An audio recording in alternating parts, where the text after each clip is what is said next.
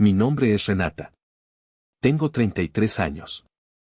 Para mi familia, soy la oveja negra, la hija que no cumplió con las expectativas, la que abandonó la universidad y ahora, a duras penas, se gana la vida como mesera. Para mis empleados, soy una colega más, una mesera eficiente que se sabe mover entre las mesas con una bandeja en perfecto equilibrio. Alguien que conoce el menú al dedillo y que siempre tiene una palabra amable para los cocineros en las horas punta. Soy parte del engranaje, una pieza más en la compleja maquinaria de la alta cocina. Pero la verdad es que yo soy la dueña de todo este lugar. El restaurante se llama El Zafiro. Está enclavado en el corazón de Polanco, en la Ciudad de México, un barrio donde el lujo no se susurra. Se grita desde los escaparates de las tiendas y el brillo de los coches caros que ronronean por la avenida Presidente Mazarik. El Zafiro es mi orgullo, mi creación, mi secreto mejor guardado durante los últimos 8 años. Sus paredes azul profundo, la luz tenue de los candelabros de cristal que yo misma importé de Praga, la cava con más de 2000 botellas seleccionadas en viajes que hice sola por Europa y América Latina.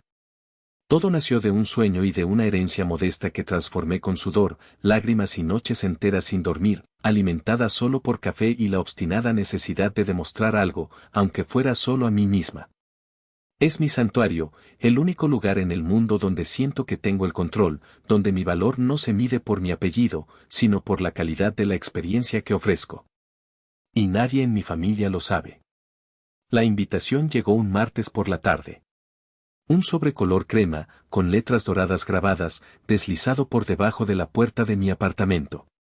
Era la boda de mi hermana menor, Leticia. Leti, la hija dorada, la que nunca dio un problema, la que se graduó con honores de la Anáhuac y ahora se casaba con Víctor, un buen partido de una familia bien, que mis padres adoraban.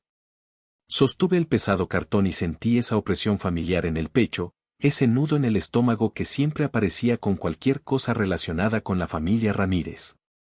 Pero fue la línea final la que me heló la sangre, deteniendo el mundo a mi alrededor. La recepción se celebrará en El Zafiro. Mi restaurante.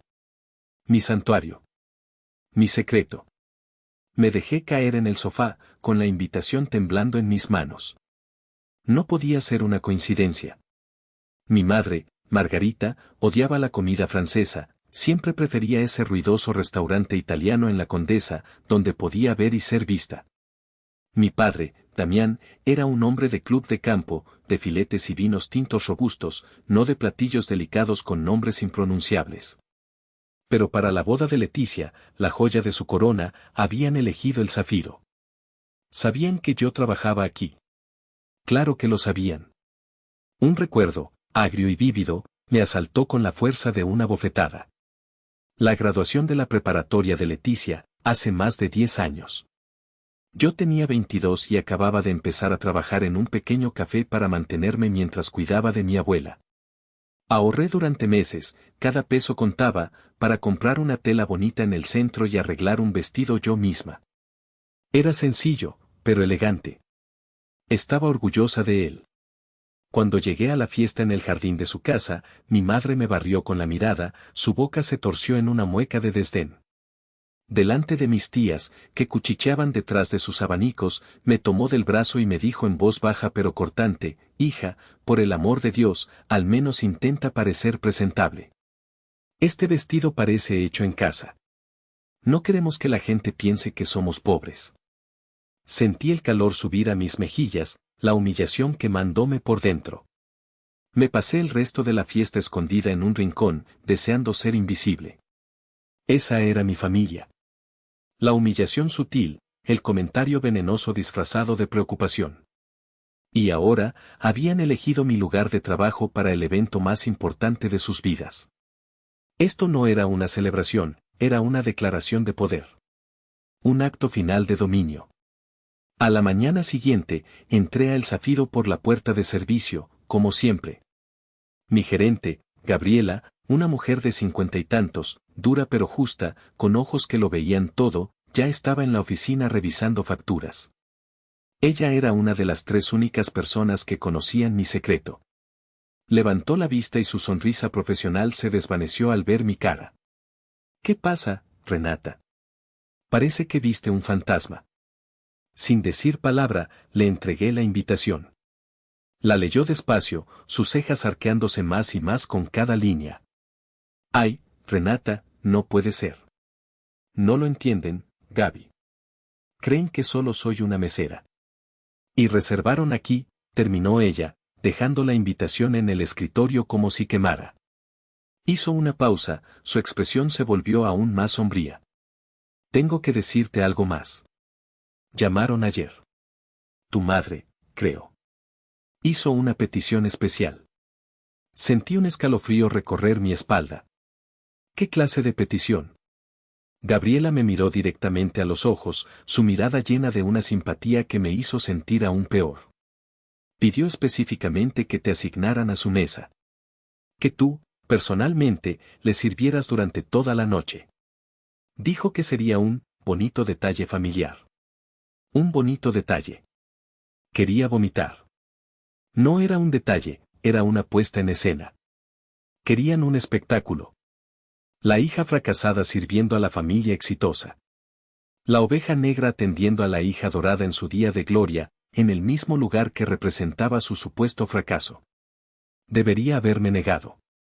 Debería haberle dicho a Gabriela que cancelara la reserva, que les dijera que había una fuga de gas, una plaga, cualquier cosa. Debería haber usado mi poder como dueña. Pero en lugar de rabia, una extraña y fría calma se apoderó de mí. Una claridad afilada y peligrosa. Lo haré, dije. Gabriela abrió los ojos como platos. Renata, no tienes que hacerlo.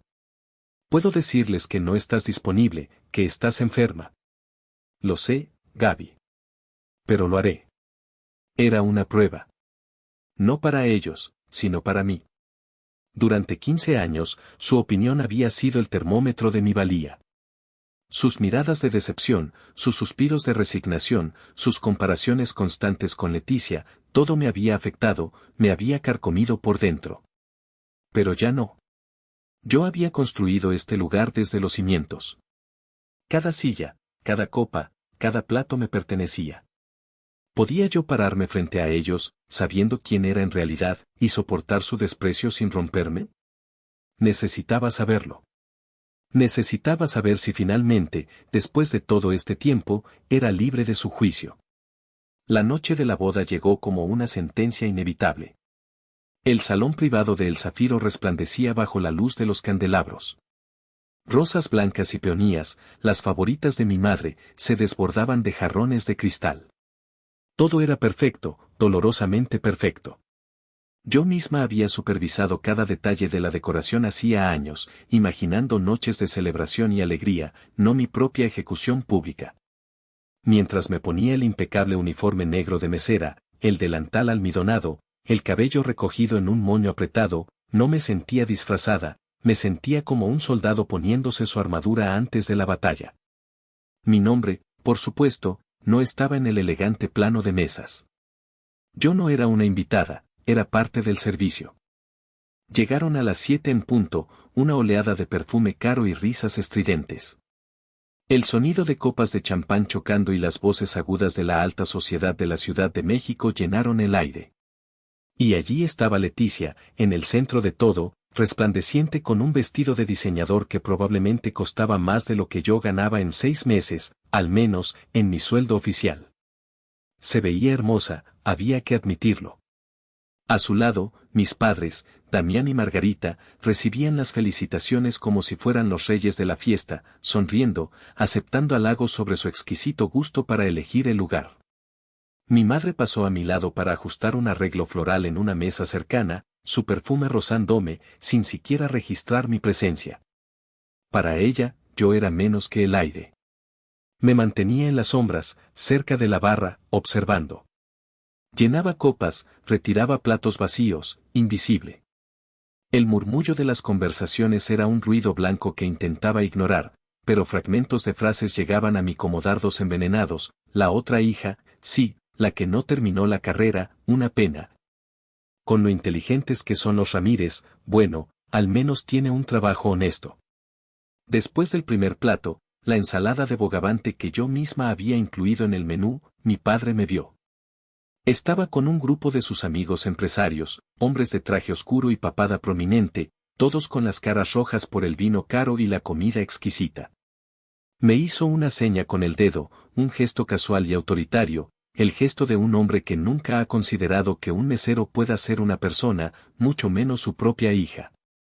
Me acerqué, con una botella de vino tinto en la mano, mi corazón martilleando contra mis costillas. Señor, dije, con voz neutra, como me habían entrenado. Él no me miró. Se dirigió a sus amigos, con una sonrisa de suficiencia. Miren, ella es mi hija mayor, Renata. Hizo una pausa dramática, asegurándose de tener la atención de todos. Trabaja aquí. La forma en que lo dijo, con una media sonrisa, convirtió la frase en el remate de un chiste cruel. Uno de los hombres, un tal señor Domínguez, me sonrió incómodo. Era un hombre amable, o al menos lo intentaba. Oh, qué bien. ¿Estás en la gerencia, muchacha? Se ve que es un lugar muy bien llevado. Antes de que pudiera responder, mi padre soltó una carcajada seca y sonora, la misma que usaba cuando algo le parecía patético. Gerencia. No, hombre, por favor. Renata es mesera. Una simple mesera. Pero es buena en lo suyo, ¿verdad, hija? Mover platos y llenar copas. Finalmente, sus ojos se posaron en mí, fríos y afilados como fragmentos de hielo. Cambió el tono a uno de orden. Dejaste de estar ahí parada como un mueble, que se enfría la comida. Y entonces, pronunció las palabras que sabía que vendrían, las palabras para las que me había estado preparando toda la noche, toda mi vida. Su voz se elevó lo suficiente para que la mesa de al lado, donde estaban sentadas mis tías, escuchara con claridad. Eres una simple mesera. Anda y sírvenos ahora. Esta es la mesa familiar. 50 pares de ojos se giraron hacia mí. Primos, tías, los socios de mi padre. Todos observando, esperando ver la grieta en mi compostura, esperando el drama, la lágrima, la confrontación. Sentí el calor subir por mi cuello, una oleada de humillación tan intensa que me mareó por un segundo. Vi la sonrisa triunfante en el rostro de mi madre. Pero mis manos no temblaron. Levanté la botella de vino y serví la copa de mi padre con una precisión impecable, deteniéndome justo en la parte más ancha del cáliz, como dictan las reglas del buen servicio. Por supuesto, señor, dije, mi voz tan firme como el pulso de mi mano. Que disfruten la cena. Y me alejé, con la espalda recta, sintiendo sus miradas clavadas en mí como alfileres. La prueba había comenzado. El resto de la cena transcurrió en una especie de neblina surrealista. Yo me movía como un autómata, mis acciones guiadas por años de entrenamiento y una voluntad de hierro. Rellenaba copas de agua, ofrecía pan recién horneado, retiraba platos, todo con una sonrisa profesional pegada en la cara. Por dentro, repetía un mantra silencioso, una letanía para no desmoronarme: tú eres más que esto. Tú construiste este lugar. Su opinión no te define. Pero dolía. Cada risa estruendosa de la mesa de mi familia, cada mirada condescendiente de mi madre cuando le pedía más vino, era como echar sal en una herida que llevaba abierta desde mi infancia. Me trataban no como a una extraña, sino peor, como a un objeto familiar que les avergonzaba. Y entonces, llegó él. Lo vi entrar tarde, justo cuando se estaban sirviendo los platos fuertes, el filete miñón con reducción de vino tinto que era la joya de mi menú. Era más joven que la mayoría de los invitados, quizás unos 40 años, con un aire de intelectualidad acentuado por unas gafas de pasta y un traje que, aunque caro, parecía un poco arrugado, como si viniera directo de una reunión maratónica. Era Emilio Cortés, el socio director del prestigioso bufete de abogados donde trabajaba Leticia. Mi hermana había hablado de él hasta el cansancio, siempre con una mezcla de admiración y pánico. Era el hombre al que necesitaba impresionar para asegurar su futuro en la firma. Leticia se levantó de un salto para recibirlo, su sonrisa un poco demasiado brillante, su risa un poco demasiado fuerte, una actuación perfecta. Lo guió hasta su asiento en una de las mesas principales, no muy lejos de la mesa familiar. Yo observé desde la distancia, cerca de la estación de servicio, sintiendo una punzada de algo parecido a la lástima por mi hermana y su constante necesidad de aprobación. Vi a Emilio escanear el salón con la mirada analítica de un abogado, evaluando la decoración, la comida, los invitados, como si estuviera preparando un caso. Sus ojos pasaron por encima de mí una vez, sin registrarme. Yo era solo parte del paisaje, un uniforme negro en movimiento. Pero luego, cuando me acerqué a la mesa contigua para rellenar unas copas de vino, su mirada volvió a posarse en mí. Esta vez, se detuvo. Vi la confusión cruzar su rostro. Frunció el ceño, inclinando la cabeza ligeramente, como si intentara resolver un acertijo visual, como si mi cara le resultara familiar pero estuviera completamente fuera de contexto. Apartó la vista, sacudió la cabeza ligeramente, como si desechara un pensamiento absurdo, y se concentró en la conversación de su mesa. Terminé mi ronda y me retiré a mi puesto. La fiesta continuaba. La música sonaba, la gente reía.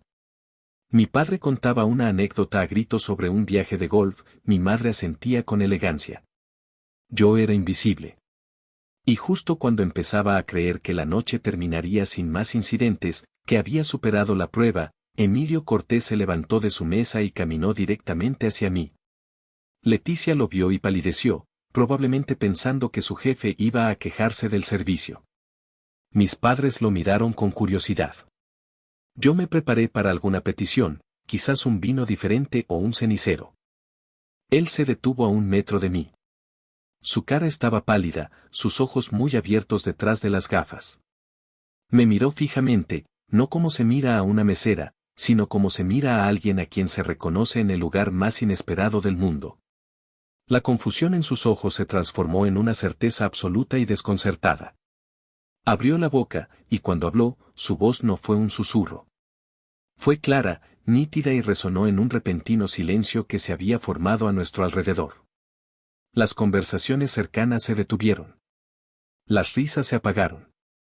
Era como si alguien hubiera bajado el volumen del mundo. Y en ese silencio, su pregunta cayó como una bomba atómica. Señora directora. ¿Qué hace aquí? La sala entera se congeló. No es una metáfora. Literalmente, el movimiento cesó. Las copas se detuvieron a medio camino de los labios. Los tenedores quedaron suspendidos sobre los platos. 50 personas contenían la respiración, sus rostros girados hacia nosotros. Señora directora. Vi el pánico puro en los ojos de Leticia. Su rostro perdió todo color, volviéndose del mismo tono blanco que su vestido de novia. Vi a mi madre, Margarita, abrir la boca en un jadeo silencioso, su copa de champán resbalando de sus dedos y estrellándose contra el mantel blanco, manchándolo de dorado como una cicatriz. Vi a mi padre, Damián, el hombre que siempre tenía una respuesta para todo, quedarse completamente mudo, su mandíbula colgando, su expresión de burla congelada en una máscara de incredulidad. Mis compañeros de trabajo, mis empleados, también se paralizaron. Benito, el mesero veterano que me había entrenado años atrás, se quedó con una pila de platos en la mano, sus ojos abiertos como platos. Él lo sabía. En el fondo, siempre lo había sospechado. Damián fue el primero en reaccionar, como siempre, intentando apagar el fuego con gasolina. Intentó recuperar el control con una risa forzada que sonó más a un ladrido ahogado. Emilio, qué buena broma. ¿Director de qué? Es mi hija, hombre. Es la mesera. Hizo un gesto hacia mi uniforme, como si fuera la prueba irrefutable de mi insignificancia. Pero Emilio no se rió. Negó con la cabeza, su mirada fija en mí, ignorando por completo a mi padre. Sacó su teléfono del bolsillo y buscó algo rápidamente. No, señor Damián. Con todo respeto, no es ninguna broma. Hemos estado en reuniones por Zoom durante los últimos 3 meses. Hemos intercambiado cientos de correos. Estamos a punto de firmar el contrato de arrendamiento para nuestras nuevas oficinas en el edificio que su empresa acaba de adquirir en Santa Fe. Levantó la vista del teléfono, su voz firme, proyectándose para que todos escucharan. Ella es Renata Ramírez. la directora y fundadora de Inversiones del Puerto. Miró a su alrededor, a la multitud silenciosa, y luego de nuevo a mí. La compañía que, entre otras cosas, es dueña de este restaurante. Sacó una tarjeta de presentación de su cartera y me la tendió, un gesto de respeto formal en medio del caos, un ancla en la tormenta. ¿O me equivoco, señora directora? Lentamente, muy lentamente, dejé mi bandeja de copas vacías en la mesa más cercana. El sonido del cristal contra la madera fue el único ruido en la sala. Mis manos estaban firmes. Mi respiración era tranquila. El momento había llegado. Miré a Emilio y luego a mi familia destrozada. No se equivoca, Emilio, dije, mi voz clara y serena, cortando la tensión como un cuchillo. Bienvenido a mi restaurante. Si esta historia te está atrapando, si alguna vez te has sentido subestimado, dale like a este video para que sepamos que estás aquí con nosotros. Suscríbete al canal y déjanos un comentario diciéndonos desde qué ciudad nos estás viendo. Cada comentario ayuda a que esta historia llegue a más gente. Muchas gracias por tu apoyo, y ahora, sigamos con lo que pasó después. El silencio que siguió a mis palabras fue más profundo, más pesado que el anterior. Ya no era un silencio de shock, sino de procesamiento. 50 mentes tratando de recalibrar una realidad que acababa de hacerse añicos. La mesera invisible, la hija fracasada, la oveja negra, era la dueña de todo. La anfitriona secreta de su propia humillación. Fue la esposa del señor Domínguez, una mujer que me había visto crecer y que siempre me había mirado con una mezcla de lástima y afecto, quien rompió el hielo. Su voz era un susurro tembloroso que pareció llenar toda la sala. Pero, Renata, querida, ¿cómo? ¿Cuándo? Todos los ojos estaban puestos en mí. Era mi escenario ahora. Tomé una respiración profunda, no para calmarme, sino para saborear el momento. El aire olía a rosas, a vino caro y a justicia poética. Hace 13 años, comencé, y al decir el número, vi una punzada de pánico puro en los ojos de mis padres, me dijeron que mi abuela Consuelo había fallecido. Un murmullo de confusión recorrió la sala. La mayoría de los presentes habían asistido al supuesto funeral. Ella me dejó su casa en la herencia. No era mucho, una pequeña propiedad en una colonia que apenas comenzaba a gentrificarse. La vendí. El total fue de $230,000. Vi a mi madre jadear, llevándose una mano al pecho. Nunca habían sabido la cantidad exacta. Nunca se habían molestado en preguntar por los detalles, demasiado ocupados en gestionar su propia narrativa de mi fracaso. Ese dinero fue mi capital inicial. No sabía nada de negocios, así que pasé los siguientes 5 años de mi vida aprendiendo. No fui a fiestas, no tuve vacaciones. Leí cada libro de finanzas e inversiones que pude encontrar. Tomé cursos en línea por las noches, después de trabajar en un café durante el día. Empecé con pequeñas inversiones inmobiliarias, comprando propiedades en dificultades, remodelándolas con mis propias manos y vendiéndolas. Cometí errores terribles. Perdí dinero. Pero aprendí de cada caída. Y hace 8 años, tuve suficiente para comprar este edificio y empezar a construir el Zafiro, ladrillo por ladrillo. Miré a mis compañeros de trabajo, a Benito, a los cocineros que se asomaban por la puerta de la cocina con los ojos como platos. Pero sabía que no podía dirigir un restaurante de verdad si no entendía lo que era trabajar en uno. Así que me contraté a mí misma, con mi segundo nombre, para pasar desapercibida. Quería saber qué se sentía tener los pies hinchados después de un turno de 10 horas. Quería escuchar lo que los clientes dicen cuando creen que el dueño no está escuchando. Quería que mi equipo me respetara por mi trabajo y mi dedicación, no por el título en una tarjeta de presentación. Finalmente, mi mirada se posó en mis padres. Damián estaba lívido, sus nudillos blancos por la fuerza con que apretaba el mantel. Margarita parecía que iba a desmayarse, su rostro era una máscara de cera. Y, sinceramente, lo hice por otra razón, concluí, mi voz bajando a un tono más íntimo, pero igual de claro. Quería ponerme a prueba. Quería saber si podía estar aquí, esta noche, con este uniforme, sirviéndoles a ustedes, sabiendo que cada ladrillo de este lugar me pertenece, y no necesitar su aprobación. Quería saber si su opinión, después de tantos años de pesar sobre mí como una lápida, finalmente había dejado de tener poder sobre mi alma.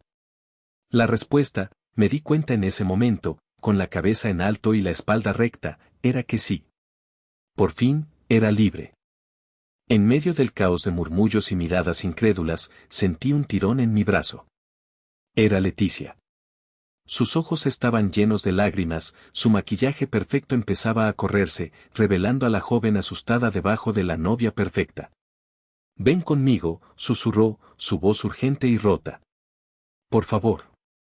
Me guió a través de la multitud aturdida hasta esa puerta lateral que daba al pequeño patio interior, un oasis de silencio iluminado por una cadena de luces cálidas. Apenas se cerró la puerta, amortiguando el ruido del salón, se derrumbó. «Lo siento, Renata», sollozó, abrazándose a sí misma como si tuviera frío en la cálida noche de la Ciudad de México. «Yo lo planeé todo». La miré, la confusión luchando con la ira que empezaba a hervir dentro de mí. ¿Planear qué, Leti? Elegir este lugar. Yo insistí. Mamá quería el club de campo, papá el italiano. Pero yo no cedí. Me negué a casarme en otro sitio. Yo sabía que era tuyo. Un frío glacial me recorrió, apagando la calidez de mi pequeña Victoria. ¿Cómo? Hace 6 meses, dijo, secándose las lágrimas con el dorso de la mano, manchando su piel de rímel. Estaba aburrida en la oficina y empecé a buscarte en internet, a ver qué había sido de ti. Encontré perfiles viejos, registros de empresas. Inversiones del puerto. Puerto es tu segundo nombre. No fue difícil atar los cabos. Descubrí que eras dueña de 3 restaurantes. Eras una millonaria. La traición me golpeó con la fuerza de un puñetazo. No había sido un acto de crueldad ignorante por parte de mis padres. Había sido un plan deliberado, orquestado por mi propia hermana. ¿Y no dijiste nada? ¿Dejaste que me humillaran así? ¿Disfrutaste el espectáculo? No. No lo entiendes, exclamó, su voz subiendo de tono. Quería que te vieran. Quería que se tragaran cada una de sus palabras de desprecio. Quería que la verdad explotara en sus caras. Su voz se quebró, y la furia en sus ojos fue reemplazada por una vulnerabilidad que rara vez mostraba. Estoy tan cansada, Renata. Tan harta de ser la hija perfecta. Toda mi vida ha sido una actuación. Las mejores calificaciones, la universidad correcta, el novio perfecto, la boda perfecta. Todo para que ellos pudieran presumir, para que pudieran decir, miren qué bien lo hicimos. Ellos te pusieron en un pedestal, continuó, y a ti te metieron en el sótano. Te llamaban la fracasada, la decepción. Y todo el tiempo, la verdadera historia de éxito eras tú. Yo quería que Damián, que Margarita, que todos, se enfrentaran a la verdad. Quería que vieran quién de las dos había construido realmente algo por sí misma, quién de las dos era verdaderamente fuerte. Me quedé mirándola, y mi ira comenzó a disolverse, reemplazada por una comprensión dolorosa. No era malicia lo que veía en sus ojos, sino un agotamiento profundo. La desesperación de una vida vivida para complacer a otros. Pero aún así, el dolor de su método me quemaba. Usaste tu boda para detonar una bomba, Leti, le dije, mi voz más suave ahora, pero afilada. Y lo entiendo. Pero me usaste a mí como el explosivo sin preguntarme. Esta era mi verdad, mi historia, mi dolor. No era tuya para revelarla en un acto de rebelión. Lo sé, susurró, su mirada llena de un arrepentimiento genuino. Fui egoísta.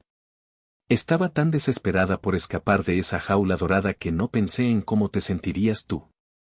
Solo quería que la mentira, la gran mentira de nuestra familia, terminara de una vez por todas. Lo siento. Antes de que pudiera responderle, la puerta del patio se abrió. Era Gabriela, mi gerente. Su rostro era una máscara de profesionalismo, pero sus ojos me decían que algo más, algo grande, estaba pasando. Renata, perdona que te interrumpa, pero hay un hombre aquí que insiste en verte. Dice que es urgente. Es el abogado de tu abuela Consuelo. Mi corazón dio un vuelco. ¿De mi abuela? Pero si el patrimonio se cerró hace más de una década. No queda nada. Eso dijo él. Se llama señor Rivas. Dice que es un asunto que tu abuela dejó pendiente. Dejé a Leticia en el patio, con sus lágrimas y sus disculpas, y seguí a Gabriela de vuelta al caos del restaurante. En un rincón discreto, cerca de la entrada, alejado de las miradas curiosas, esperaba a un hombre mayor, de cabello plateado y traje impecable. Señorita Ramírez, dijo, extendiendo su mano. Su apretón fue firme y reconfortante. Soy el señor Rivas. Fui el abogado de su abuela Consuelo durante 30 años. Era una mujer extraordinaria. Un placer, respondí, mi mente corriendo a toda velocidad. ¿A qué debo el honor? Creía que todo estaba resuelto. Su abuela, comenzó, su voz grave y seria, me dejó un paquete con instrucciones muy específicas y un tanto teatrales.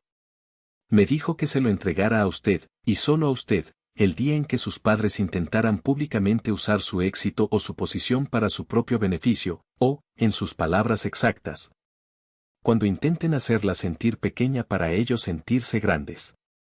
Me quedé sin aliento. Ella lo sabía. Incluso entonces, en la niebla de su enfermedad, ella sabía de lo que eran capaces. El señor Rivas me entregó un sobre grande y pesado de papel manila, sellado con lacre. Creo que esta noche, lamentablemente, califica, dijo con una media sonrisa triste. Le di las gracias, sintiendo el peso del sobre en mis manos como si contuviera el peso de mi pasado. Me encerré en mi pequeña oficina, el único lugar que no había sido invadido por la fiesta, y rompí el sello con dedos temblorosos. Dentro, no había una carta. Había un dossier. Documentos, cartas, estados de cuenta, una crónica de traición meticulosamente ordenada. Lo primero era un expediente legal. Damián y Margarita Ramírez se habían declarado en bancarrota 15 años atrás, justo el mes en que yo dejé la universidad. Lo segundo era una copia de los registros de mi fondo universitario. Mostraba un retiro total de $17,000, firmado por mi padre. El dinero que me dijeron que era para las clases y concursos de belleza de Leticia. Pero el siguiente documento era el peor. Una serie de correos electrónicos impresos, obtenidos, según una nota del investigador privado que mi abuela contrató, de una fuente familiar. Eran de mi madre a mi tía. Estamos tan decepcionados de Renata, no tiene la madurez para la universidad, es una floja, siempre lo fue. Y otro de mi padre a mi tío, tuvimos que usar el dinero de su universidad para una inversión para Leticia. Al menos una de nuestras hijas será exitosa. La otra, bueno, que Dios la ayude. Habían robado mi futuro y luego habían asesinado mi reputación para justificarlo, para no quedar ellos como los fracasados. Al fondo del sobre, había una nota con la caligrafía temblorosa pero inconfundible de mi abuela Consuelo. Mi querida Renata, leí, las lágrimas nublando mi visión. Te dirán que el dinero fue para tu hermana. No es verdad. Fue para sus deudas. Te dirán que fracasaste. No es verdad. Te sacrificaste por mí. No dejes que su veneno te corrompa. Recuerda siempre quién eres. Con todo mi amor, tu abuela. Apreté la carta contra mi pecho, el papel arrugado empapándose con mis lágrimas. La rabia que sentí no era caliente y explosiva, sino fría, afilada y absolutamente clara. Esto no había terminado. Apenas estaba comenzando. La rabia es un combustible poderoso. Pero la rabia fría, la que nace de una traición largamente sentida y finalmente confirmada, es un motor de precisión.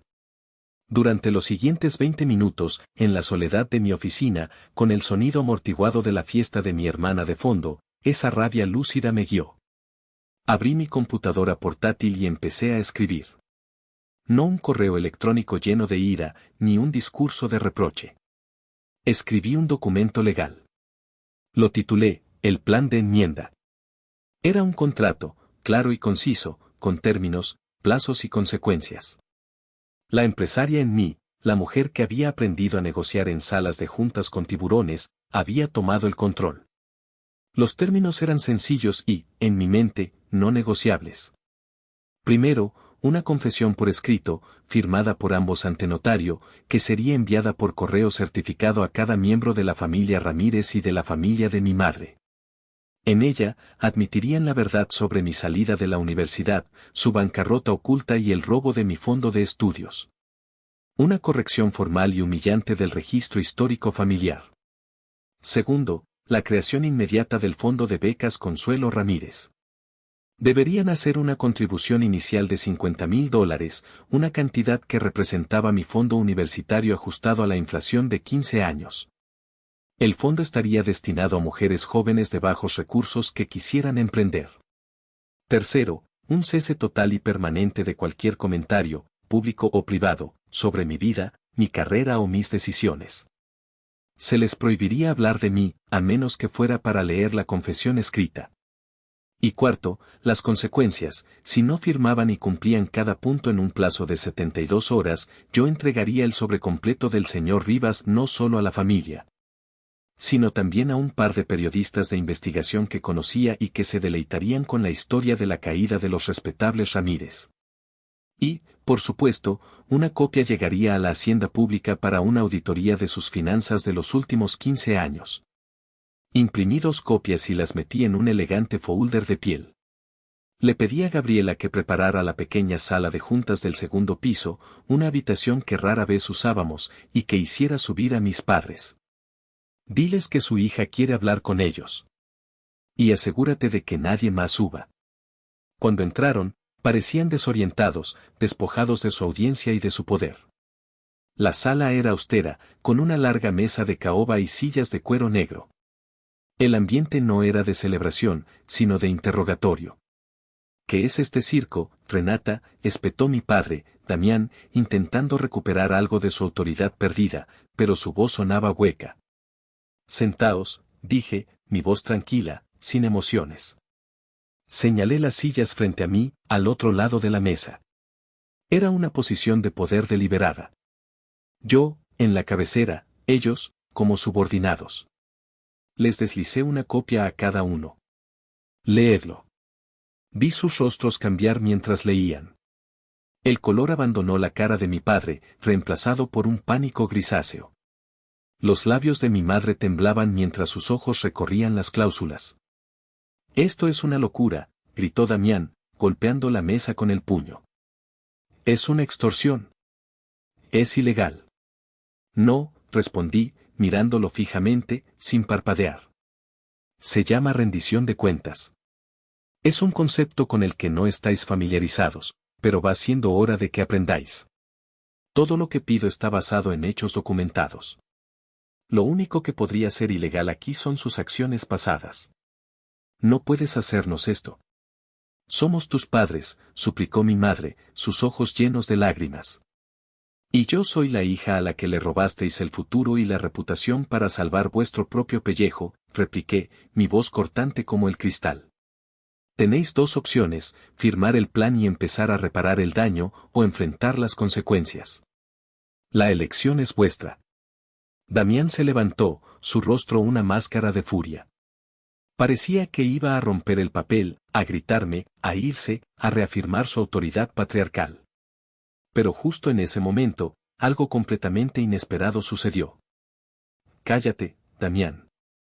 La voz de mi madre, Margarita, resonó en la pequeña sala, aguda y llena de un dolor tan puro y antiguo que pareció hacer vibrar las paredes. Damián se quedó paralizado, con la boca abierta, como si lo hubieran abofeteado.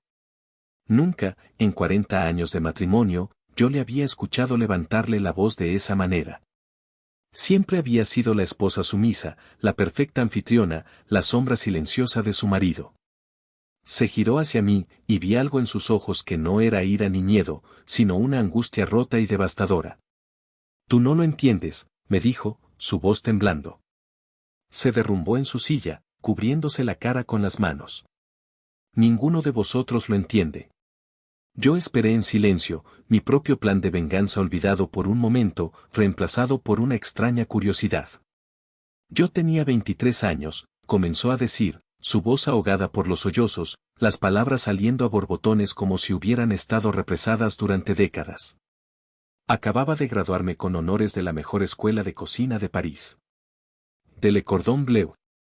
Tenía un plan de negocios. Tenía inversionistas. Tenía un local visto en la Roma Norte, uno pequeño, con un patio lleno de bugambillas. Iba a abrir un pequeño bistró francés. Íntimo, elegante, perfecto. Se iba a llamar Le Rêve de Marguerite, el sueño de Margarita. Mi padre la miraba como si fuera una extraña, una mujer que nunca había conocido. Y entonces conocí a tu padre, continuó, su voz cargada de un veneno que había estado destilando durante 30 años. Era encantador. Exitoso.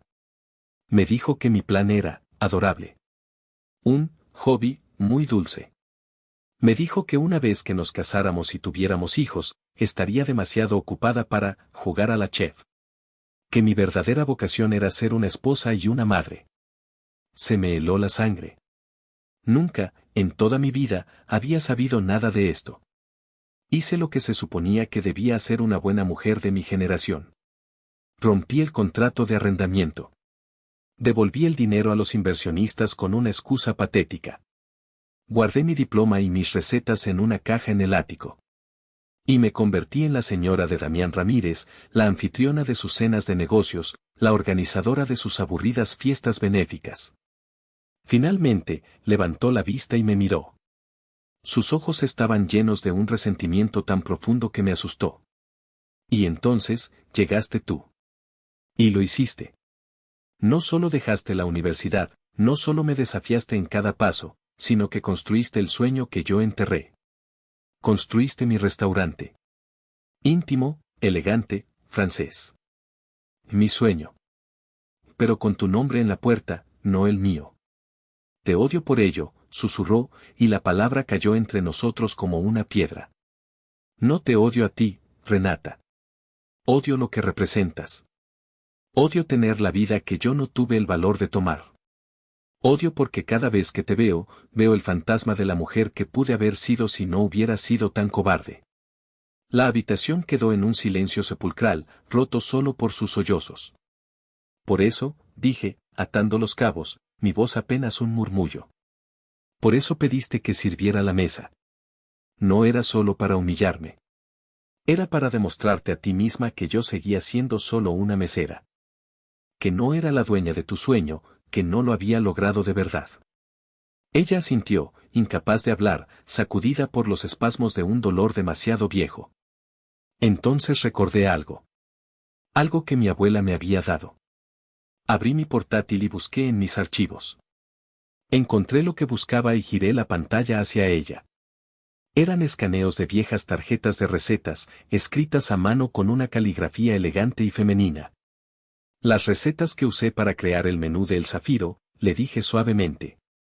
Las encontré en un viejo libro de cocina de la abuela Consuelo. Tenían tu letra. Ella me las dio cuando empecé. Me dijo que eran las recetas que de verdad importan. Margarita miró la pantalla, sus dedos temblorosos trazando la imagen de su propia caligrafía de hacía 30 años, las recetas del Rêve de Marguerite. Construí mi imperio sobre los cimientos de tu sueño, mamá, dije, y por primera vez en la noche, sentí una punzada de compasión. Y ni siquiera lo sabía. Dejé a mis padres en esa sala de juntas del segundo piso, rotos y expuestos en medio de las ruinas de su propia vida. Bajé las escaleras sintiéndome extrañamente vacía, como si la victoria que acababa de obtener no tuviera sabor. La confesión de mi madre no me había traído satisfacción, solo una tristeza profunda por las vidas no vividas, los sueños aplastados y las generaciones de mujeres que se hicieron pequeñas para caber en el mundo de los hombres. El ambiente en el salón principal había cambiado. La noticia de mi verdadera identidad se había extendido como la pólvora. Los invitados ya no susurraban, hablaban abiertamente, mirándome con una nueva mezcla de curiosidad, asombro y, en algunos casos, un incipiente respeto. Ya no era la mesera invisible, era un enigma. De repente, un hombre se levantó en el centro del salón. Era el señor Montes, uno de los socios de mi padre que había estado en la mesa durante la humillación inicial. Era un pez gordo en el mundo de las finanzas de la Ciudad de México y un cliente ocasional del Zafiro, aunque claramente nunca me había reconocido. Golpeó suavemente su copa con un cuchillo para pedir silencio. Disculpen todos, dijo, su voz de barítono resonando en la sala. Siento interrumpir esta celebración, pero creo que algo importante necesita ser dicho. Todos se callaron, expectantes.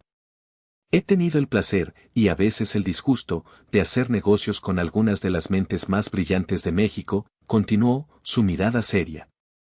Y hace unos meses, mi firma compitió ferozmente por un contrato de desarrollo comercial muy importante en Querétaro. Un proyecto complejo, de alto riesgo. Perdimos. Fuimos superados por una empresa más pequeña, más ágil y, francamente, más inteligente, Inversiones del Puerto. Hizo una pausa, su mirada encontrando la mía a través del salón. Una corriente eléctrica pareció conectar nuestros ojos.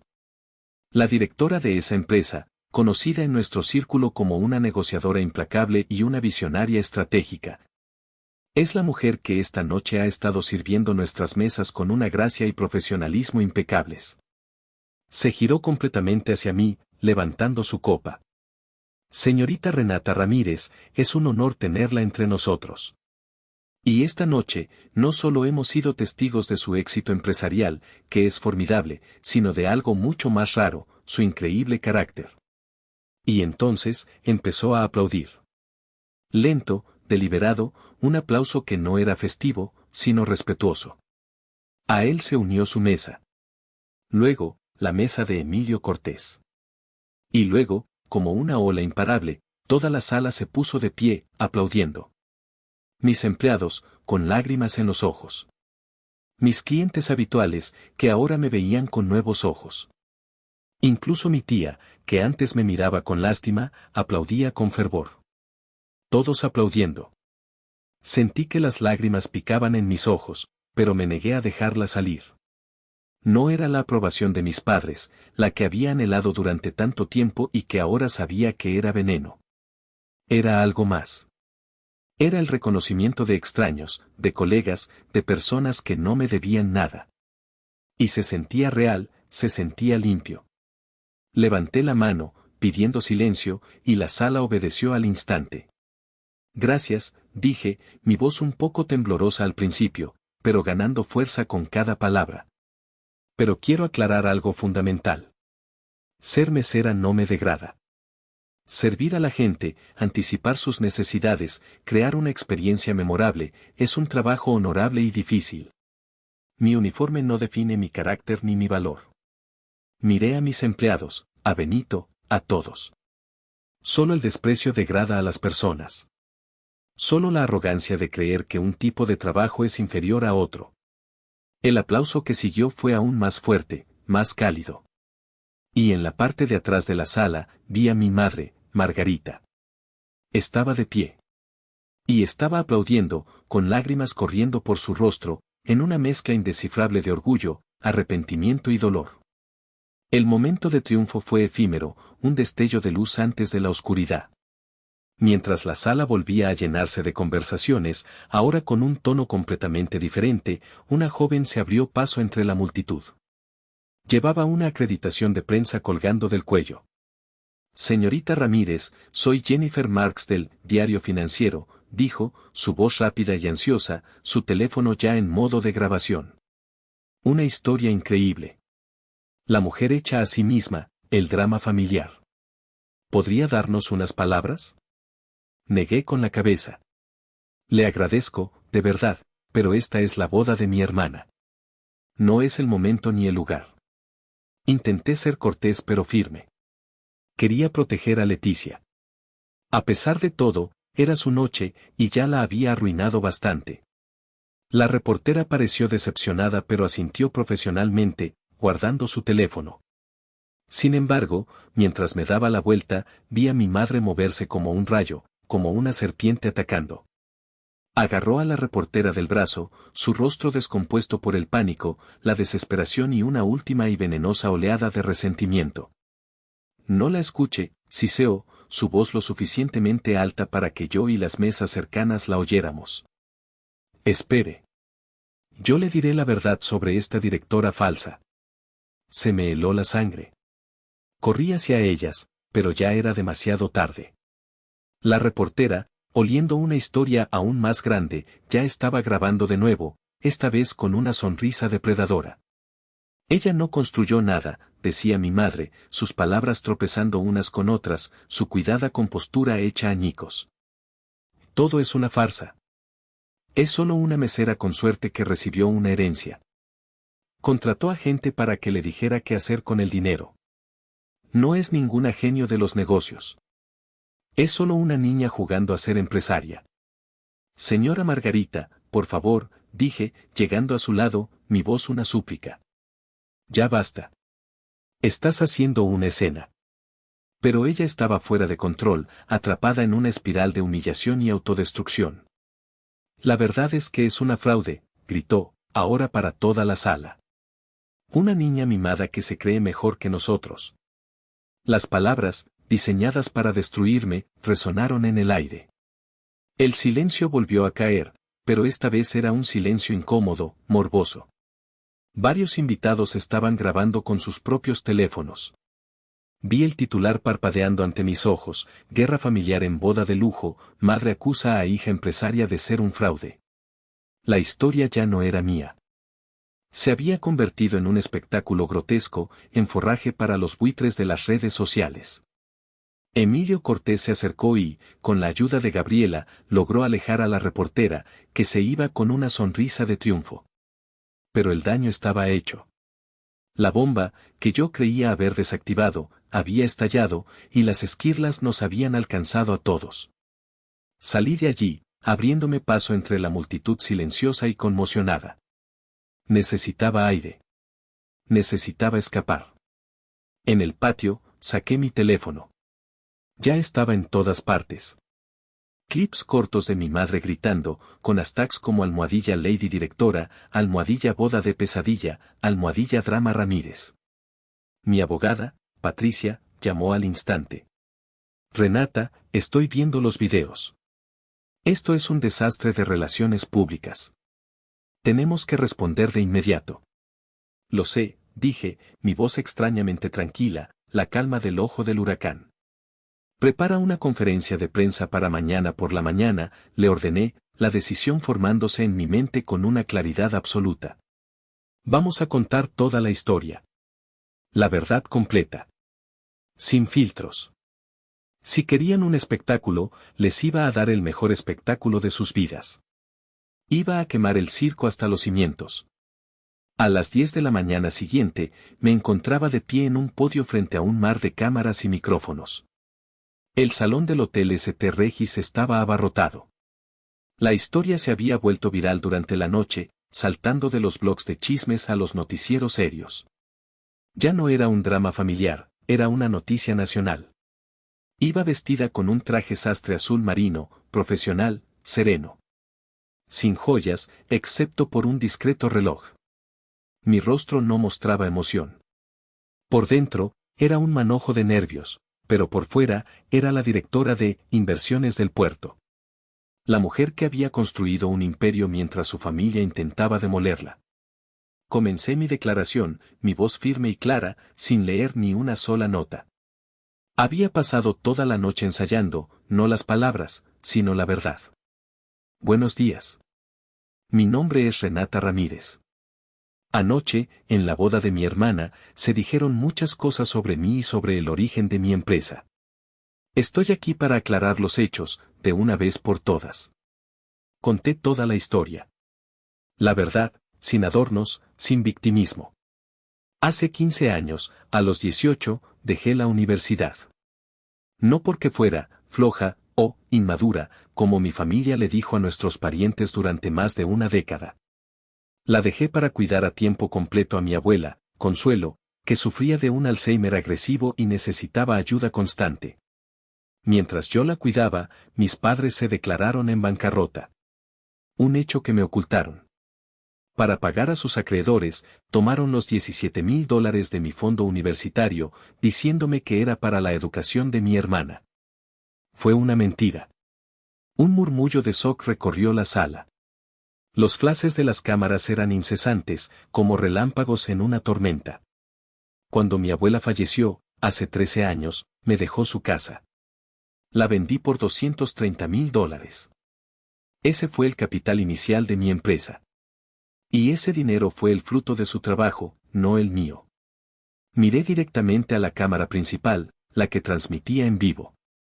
Así que sí, la afirmación de mi madre de que mi negocio comenzó con una herencia es cierta. Y no me avergüenzo de ello en absoluto. Estoy profundamente agradecida por el sacrificio de mi abuela. Pero la herencia de mi abuela no me compró el éxito. Me compró una oportunidad. Y una oportunidad sin trabajo es solo un sueño vacío. La oportunidad de trabajar 80 horas a la semana durante 5 años. La oportunidad de aprender sobre finanzas hasta que los números sangraran en mis ojos. La oportunidad de arriesgarlo todo, una y otra vez, mientras vivía en un pequeño apartamento comiendo atún enlatado. Mi madre también dijo que soy, solo una mesera. También es cierto. He sido mesera. He limpiado mesas y he servido vino hasta la madrugada. Y estoy inmensamente orgullosa de ello. Porque ese trabajo me enseñó humildad, me enseñó a escuchar y me enseñó que el valor de una persona no está en su título o en su cuenta bancaria, sino en su carácter y en su ética de trabajo. Hice una pausa final, dejando que mis palabras resonaran en el silencio. Si empezar con una herencia y convertirla en un imperio multimillonario a través de trabajo duro, sacrificio y determinación me convierte en una directora falsa, entonces acepto el título con orgullo. He terminado. No acepté preguntas. Me di la vuelta y salí del escenario mientras los periodistas gritaban mi nombre. La verdad estaba dicha. Ahora, el mundo decidiría qué hacer con ella. Al salir del tumulto de la conferencia de prensa por una puerta trasera, vi una figura solitaria esperándome en el pasillo de servicio. Era Leticia. No llevaba su habitual ropa de diseñador, sino unos vaqueros y una camiseta sencilla. Su rostro estaba pálido, sin una gota de maquillaje, y sus ojos estaban hinchados de llorar. Vi la conferencia en mi teléfono, dijo, su voz apenas un susurro. Fuiste increíble, Renata. Dijiste todo lo que yo nunca me atreví a pensar. Solo dije la verdad, Leti. No, replicó ella, negando con la cabeza. Hiciste más que eso. Fuiste valiente. Y me hiciste darme cuenta de lo cobarde que he sido yo toda mi vida. La miré, confundida. Esta mañana, continuó, sus manos retorciéndose nerviosamente, después de ver los videos de anoche y de leer los primeros titulares, fui a mi oficina. Pedí una reunión con Emilio y los otros socios. Les confesé algo que he estado ocultando durante meses. Resultó que Leticia, en su desesperada carrera por ser la abogada perfecta y cumplir con las expectativas de nuestros padres, había cometido errores graves en la facturación de un caso importante, inflando horas para cumplir con sus metas. Era un fraude que podría haberle costado su carrera. Estaba aterrorizada. Pensé que me despedirían, que me quitarían la licencia. Que se lo dirían a mis padres y su mundo perfecto se derrumbaría. Pero después de escucharte, me di cuenta de que vivir con la mentira, con ese miedo constante, era peor que cualquier castigo. ¿Y qué pasó?, le pregunté, conteniendo la respiración. Una pequeña y temblorosa sonrisa apareció en su rostro. Emilio, fue increíble. Dijo que la integridad era más valiosa que un historial perfecto. Dijo que admitir un error y estar dispuesto a enmendarlo era un signo de fortaleza, no de debilidad. Me pusieron en un plan de mejora de rendimiento. Tengo que devolver el dinero y tomar un curso intensivo de ética. Pero no me despidieron. Me dieron una segunda oportunidad. Leti, estoy muy orgullosa de ti, le dije, y lo decía en serio. Era el acto más valiente que le había visto hacer. Por primera vez en mi vida, no quiero ser perfecta, dijo, las lágrimas corriendo libremente ahora. Quiero ser real. Quiero ser honesta. Como tú. Y en ese pasillo de hotel estéril y anónimo, por primera vez en casi 20 años, abracé a mi hermana. No como la hija dorada y la oveja negra, no como rivales en un juego que nunca pedimos jugar, sino como dos mujeres que finalmente estaban empezando a encontrar su propio camino hacia la libertad. Nuestra frágil reconciliación fue interrumpida por la llegada de nuestros padres. Aparecieron al final del pasillo, luciendo demacrados y derrotados. Claramente, también habían visto la conferencia de prensa. Tenemos que hablar, dijo Damián, su voz ronca, despojada de su habitual arrogancia. Nos llevaron a una pequeña sala de reuniones vacía que mi abogada había reservado. El aire estaba cargado de tensión y palabras no dichas. Tu conferencia de prensa, comenzó mi padre, incapaz de mirarme a los ojos. Nos has destruido, Renata. Nos has convertido en los monstruos de la ciudad. Nuestros teléfonos no han parado de sonar. Yo no los convertí en nada, respondí con una calma que me sorprendió a mí misma. Sus acciones lo hicieron. Yo solo encendí la luz para que la gente viera lo que siempre ha estado ahí, en la oscuridad. No lo entiendes, dijo, su voz quebrándose, y vi a un hombre asustado, no al tirano que recordaba. Hay algo más.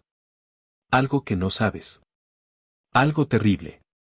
Sacó un sobre arrugado de su bolsillo y lo arrojó sobre la mesa. Era una notificación oficial del banco. La deuda, el préstamo de $85,000 para la boda, está en mora. Van a iniciar un proceso de embargo. Ese es vuestro problema, dije con frialdad, aunque mi corazón empezó a latir más rápido. No, Renata, dijo, y vi el verdadero pánico en sus ojos por primera vez en mi vida.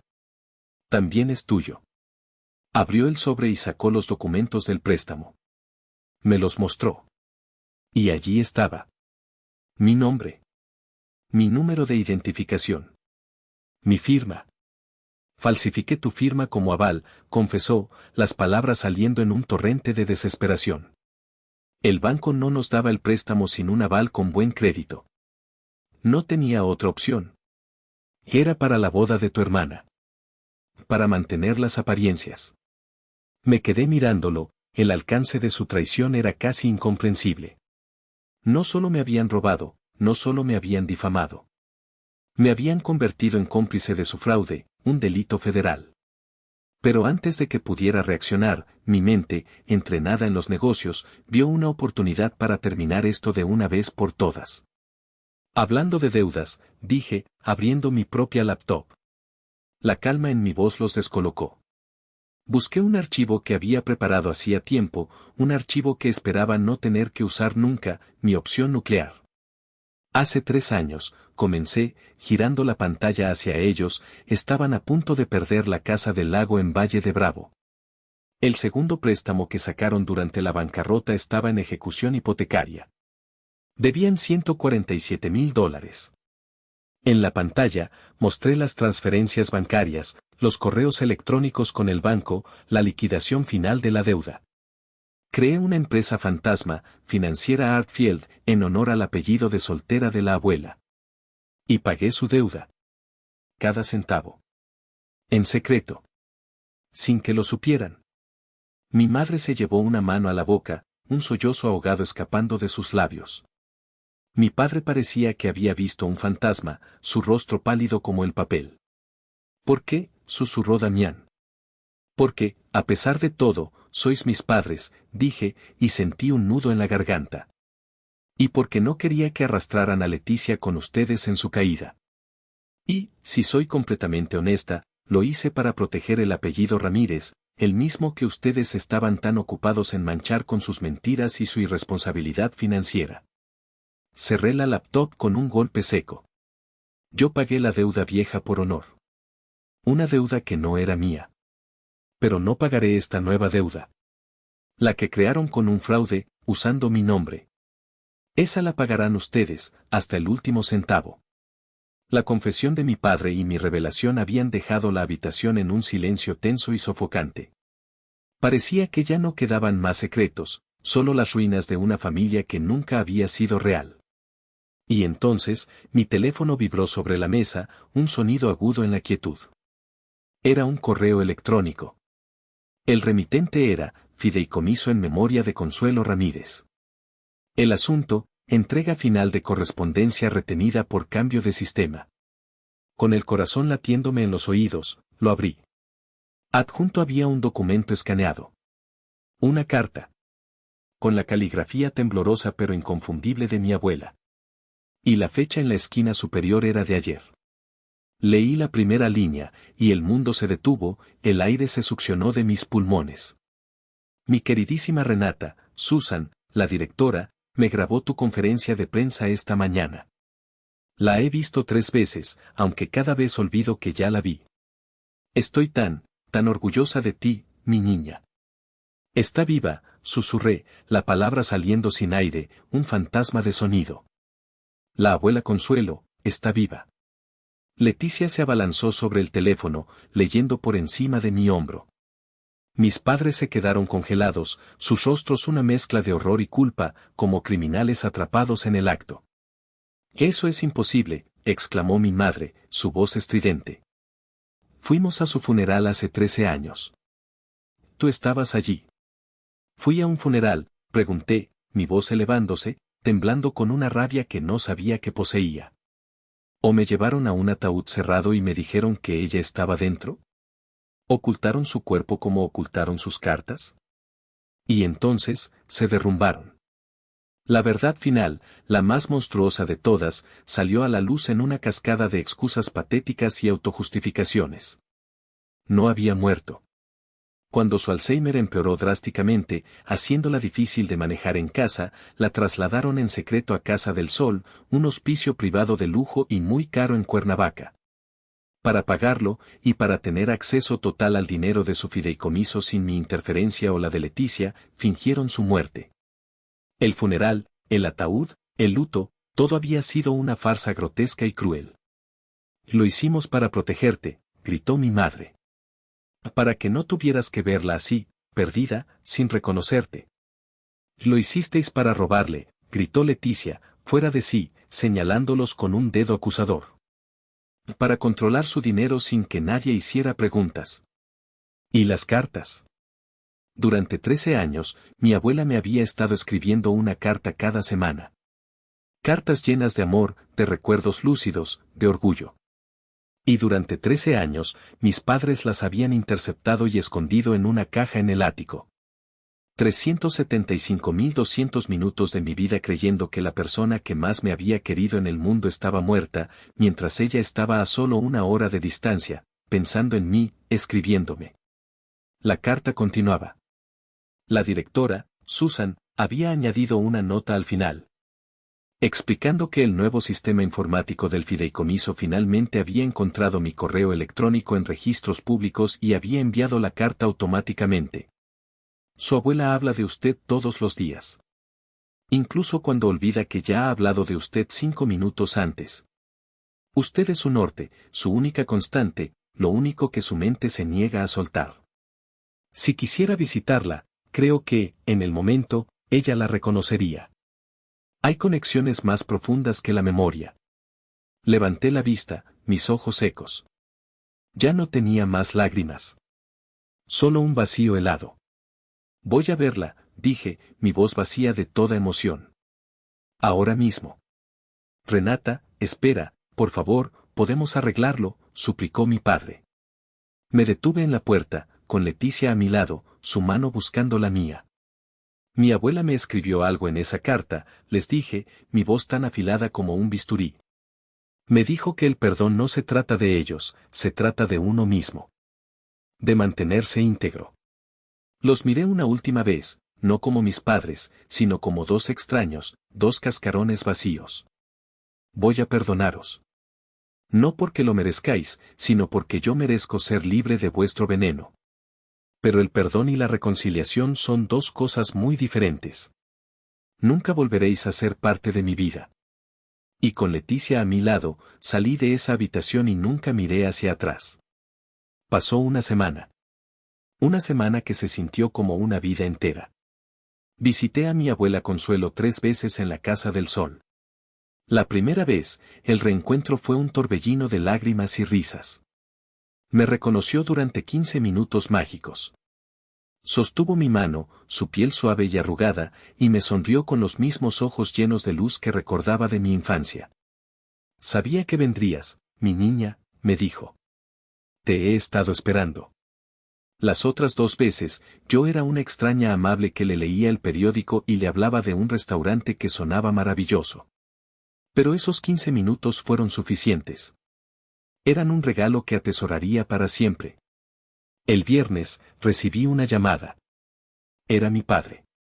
Renata, dijo, su voz sonaba vieja y cansada, despojada de toda su antigua fanfarronería. Tu madre y yo hemos estado hablando. Hicimos lo que pediste.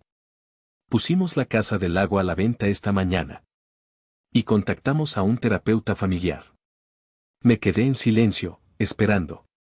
Sé lo que dijiste, continuó. Sobre no volver a ser parte de tu vida. Lo entiendo. Lo merecemos. Pero te pido una última cosa. Una cena. Los 4. Para cerrar esto correctamente, no en una sala de hotel anónima. Una parte de mí, la parte herida, la que había construido murallas a su alrededor, quería decir que no.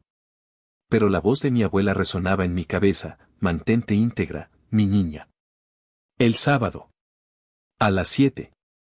En el Zafiro, respondí. Y que venga Víctor también. Él también es parte de esta familia ahora, para bien o para mal. Esa noche, la mesa era diferente. No había tensión, solo una tristeza tranquila y pesada. Les presenté mi plan de enmienda final, revisado y notariado. Primero, venderían la casa del lago. Con el dinero, pagarían la deuda fraudulenta de $85,000. Yo ya había negociado con el banco, si pagaban el total, considerarían el asunto de la firma un error administrativo y no presentarían cargos. Segundo, con $50,000 del dinero restante, crearían el Fondo de Becas Consuelo Ramírez, administrado por una fundación independiente. Tercero, enviarían una carta a la familia, no de disculpa, sino de clarificación, corrigiendo la historia sobre mi salida de la universidad. Y cuarto, irían a terapia familiar. Obligatorio. 2 veces por semana durante el primer año. Mi padre leyó el documento, asintió lentamente y, sin decir una palabra, lo firmó. Mi madre lo siguió, su mano temblorosa, su firma apenas un garabato. Mientras cenábamos, el restaurante a nuestro alrededor comenzó a callar. La gente nos había reconocido. Las mesas dejaron de hablar, los comensales se giraron para mirarnos, no con morbo, sino con una especie de respeto silencioso. Me puse de pie. Y me dirigí no solo a mi familia, sino a toda la sala, a todos los que habían sido testigos de mi caída y mi resurgimiento. Los títulos no importan, dije, mi voz clara y fuerte. Directora, mesera, no me definen. Lo que me define es mi integridad. Es mi capacidad para trabajar duro. Y es mi capacidad para elegir el perdón, no porque otros lo merezcan, sino porque yo merezco tener paz. Leticia se levantó y me abrazó, llorando. Te quiero, hermana. Y yo a ti, le respondí. Te veo. No a la hija perfecta. Solo a ti. Y eso es más que suficiente. Mi padre también se puso de pie, sus ojos rojos. Siempre hemos estado orgullosos de ti, Renata, dijo, su voz quebrada. Simplemente no sabíamos cómo decirlo sin admitir que estábamos terriblemente celosos y asustados de tu luz. Después de que se fueron, me quedé sola en la entrada de mi restaurante. Benito, el mesero, se me acercó. Disculpe. Señora directora, preguntó tímidamente. Sonreí, una sonrisa genuina, libre, por primera vez en mucho tiempo. No, le dije. Solo Renata. Y esa, es mi historia. Mis padres cumplieron el acuerdo. Estamos en terapia, y es difícil, es doloroso, a veces siento que es imposible, pero es real. Visito a mi abuela todos los domingos con Leticia. A veces me recuerda, a veces no. Pero cada visita es un tesoro. He aprendido que la familia no es algo que se te da, es algo que se construye, a veces desde las cenizas de una guerra. Ahora les pregunto a ustedes. Mis padres están tratando de cambiar, pero ¿puedes realmente perdonar a alguien que te robó a tu abuela durante 13 años? ¿Fui demasiado blanda?